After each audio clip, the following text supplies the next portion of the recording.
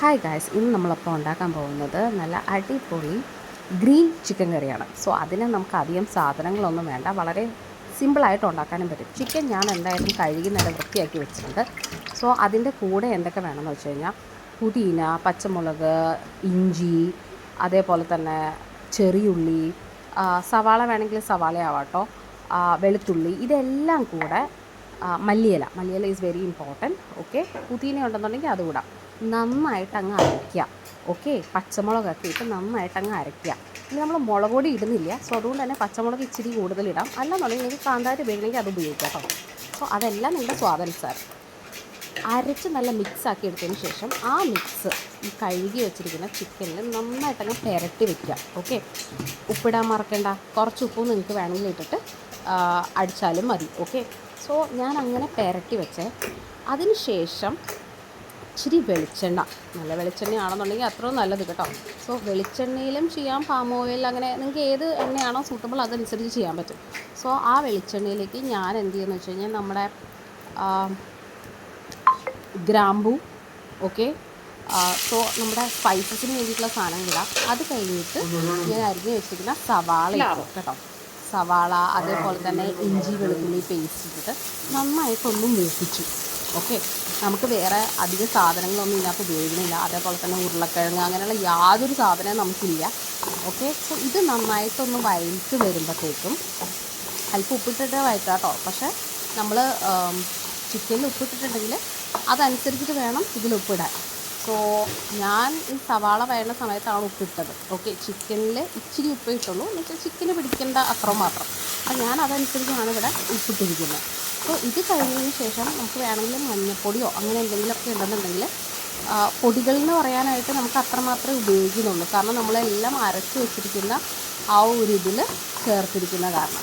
So നമ്മുടെ സവാള നന്നായിട്ട് അങ്ങ് വഴണ്ടിയിട്ട് നിങ്ങൾക്ക് കണ്ടാൽ മനസ്സിലാവും സവാളയാണെന്നേ അറിയാൻ പറ്റുന്നില്ലാത്ത രീതിയിൽ.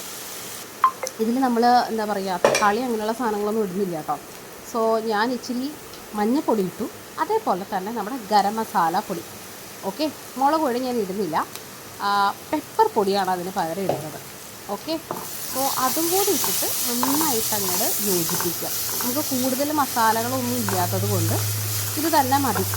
ഓക്കെ, ചിക്കൻ മസാലയൊന്നും ഞാൻ ഉപയോഗിക്കുന്നില്ല കേട്ടോ. ഞാൻ ഓൾറെഡി അതിന് വേണ്ടിയിട്ടുള്ള സാധനങ്ങളെല്ലാം കൂടിയിട്ടാണ് അരച്ചത് എന്നുള്ള രീതിയിലാണ്. നമ്മൾ ഇതിനകത്ത് ചിക്കൻ മസാല അങ്ങനെയുള്ള സാധനങ്ങളൊന്നും ഉപയോഗിക്കില്ല.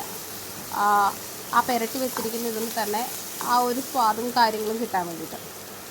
സോ ഇങ്ങനെ ഇത് കുറച്ച് നേരം വഴണ്ടി കഴിയുമ്പോഴത്തേക്കും നന്നായിട്ട് അങ്ങ് ഇതായി കഴിയുമ്പോൾ പിന്നെ തേങ്ങാപ്പാൽ ഇമ്പോർട്ടൻ്റ് ആണ്. ഓക്കെ, സോ ഇതിനകത്തേക്ക് നമ്മൾ ആ പുരട്ടി വെച്ചിരിക്കുന്ന ചിക്കൻ അതങ്ങോട്ട് എടുത്തിടാം. ഓക്കെ, എന്നിട്ട് നന്നായിട്ട് അങ്ങോട്ട് മിക്സ് ചെയ്യാം.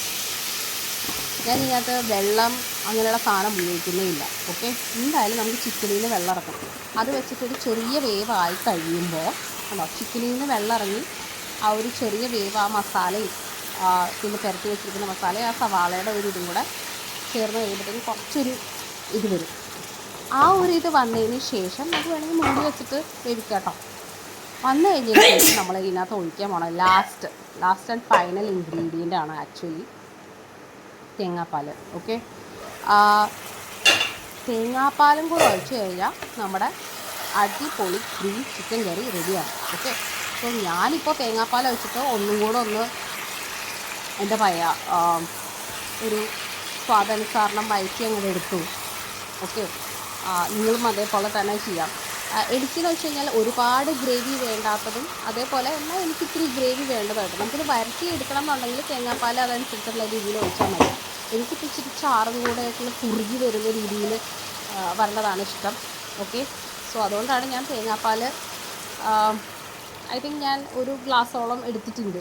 സോ അതങ്ങോട്ട് ഒഴിച്ചിട്ട് എനിക്ക് ഇത്തിരി ഗ്രേവി രീതിയിൽ വരട്ടി എടുക്കുകയാണെങ്കിൽ നമ്മുടെ ആ നിർവാണ സ്റ്റൈൽ നമുക്ക് കിട്ടും. ഓക്കെ, സോ ഇത്രയേ ഉള്ളൂ. ഇനി തേങ്ങാപ്പാൽ ഒഴിച്ചതിന് ശേഷം തേങ്ങാപ്പാലൊന്ന് ഇതാവാൻ വേണ്ടിയിട്ട് എന്താ പറയുക, ഇതിനകത്ത് ഒന്നാം പാൽ രണ്ടാം പാൽ അങ്ങനെയൊന്നും ഇല്ല കേട്ടോ. ഞാൻ തേങ്ങാപ്പാൽ അത്രയേ ഉള്ളൂ. ഭയങ്കര സിമ്പിളായിട്ടുള്ള റെസിപ്പിയാണ്, എല്ലാവരും ട്രൈ ചെയ്ത് നോക്കുക. സോ നന്നായിട്ട് അങ്ങ് മിക്സ് ചെയ്തതിന് ശേഷം മൂടി വെച്ച് ചാറ് വേണ്ടവർ അതനുസരിച്ചുള്ള കൺസിസ്റ്റൻസിയിൽ വറ്റിച്ചെടുക്കുക.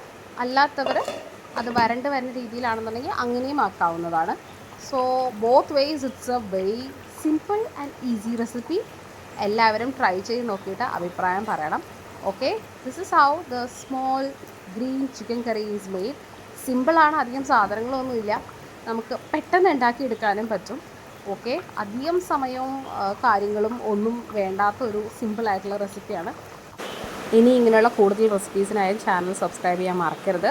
സോ അടുത്തൊരു അടിപൊളി റെസിപ്പിയുമായിട്ട് വരുന്നവരെ സൈനിങ് ഓഫ്, ബൈ.